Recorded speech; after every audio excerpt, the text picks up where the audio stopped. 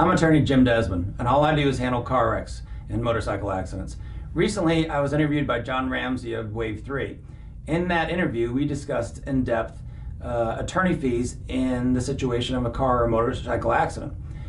That interview generated a lot more discussions on social media, and it seemed clear to me that a lot of my clients and also the people that follow my pages had more questions that needed to be answered. Therefore, I contacted my friend Jim Ray, who produces my podcast, and I said, let's do it a little differently this time. Let's follow up on some of those issues we talked about during that interview, and this time, instead of just doing audio, let's do it by video. So my hope is that we can again answer questions that you all might have when it comes to attorney fees in regard to automobile and motorcycle accident cases. So Jim, let's talk about the cases. Let's jump in. So when it comes down to an attorney contract, and this is when I'm hiring you to represent me in a car wreck or motorcycle accident, eventually I'm going to sign a contract where I actually hire you. Correct. And you're going to tell me all about the attorney's fees and what I'm going to have to pay you for doing this. But interestingly enough, those things are not always set in stone. So your situation could be different from another law firm, from another. You want to explain that? Well, and that's the popular misconception among consumers. They think that, okay, if this attorney charges a 1/3 fee on a pre-litigation basis, then every attorney does. And that's not true, okay? I know, unfortunately, it seems like the trend, especially among the big firms these days, is to charge more, closer to 40% for a pre-litigation case, which I think is too high. But again, for you all as a consumer, there's nothing in stone there's nothing in stone that says, I have to charge this fee, or that attorney has to charge that fee. Basically, the rules of the Kentucky Bar Association say that, again, our attorney fees have to be in writing, and that's one reason we have to have them sign this contract, so it's clear and no one says at the end of this that, oh, you didn't know we were charging 1/3 or whatever it might be.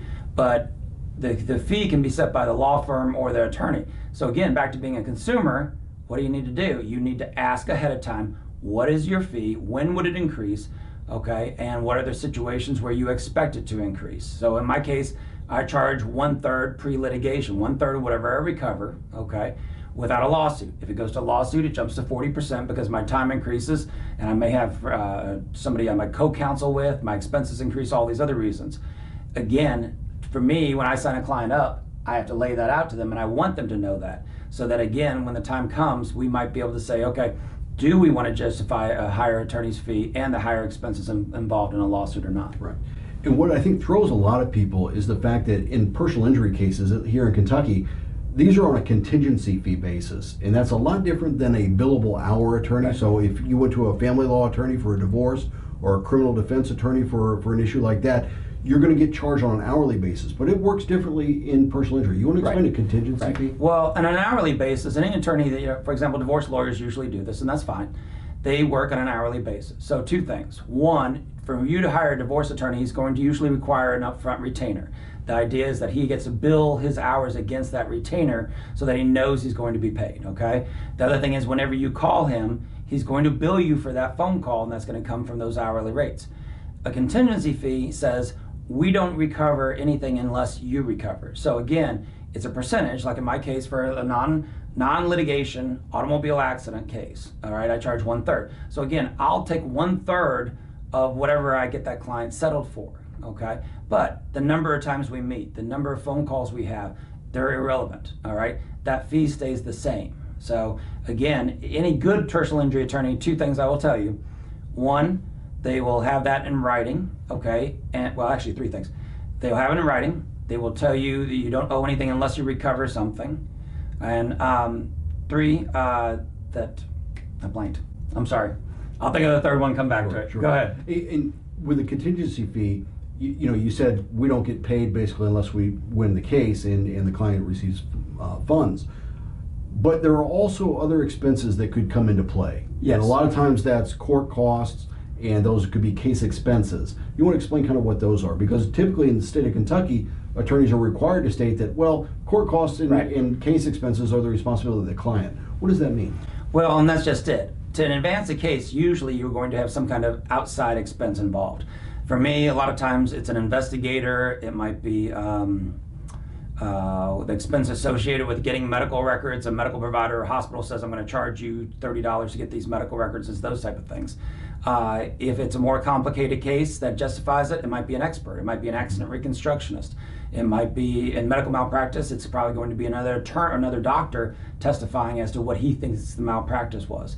Again, a good personal injury attorney, I think this is where I said it before, most of the time, well, actually all the time, I've never seen it otherwise, you're not going to owe those unless we recover something. Now, you still have to look at them and say, what are they going to be? And you still want to get in a ballpark of it, because again, it's going to affect your settlement at the end. But you don't want to be hiring somebody who says, okay, yes, you know, I'm working on a contingency fee, but if I have $4,000 in costs at the end of this and we get a 0 verdict at trial, that you're going to owe me the $4,000. You don't want to do that. Right. Okay. Right. Typical expenses. Let me go through that real quick for you. On a pre-litigation basis, it's going to be, and I don't charge for this. I'm not going to keep track of it. Stamps, copies. Some attorneys will do that. Could be certified mail, copies of medical record costs, which I do charge for that. If I pay it, if I have to pay for the medical records, it'll come back out of the client's settlement. But again, I would say as a consumer, the thing that you want to do is, again, ask what kind of cost does that attorney expect and what are they going to be composed of. If a case goes to litigation, it's a totally different ballgame where the filing fee alone is about $300 to file a lawsuit in Jefferson County. And again, attorneys will advance that and that comes out of the back end. And then there's deposition costs and expert costs. Right. And so this is going to be, as we wrap up today, an ongoing series to try to give you some candid answers to questions you may already have. So Jim, I'm going to let you close out this episode and we'll prepare for the next video. Okay. As I always tell you, you can reach me on my cell phone. I like hearing from my clients. I like hearing from people who just have questions. I am available. So again, my cell phone is 502-609-7657. I only handle car and motorcycle accident cases. So if you got a question about that or attorney fees in regard to that, don't hesitate to give me a call or give me a text and we'll see what we can do to help you. So you all have a great day and thanks for tuning in.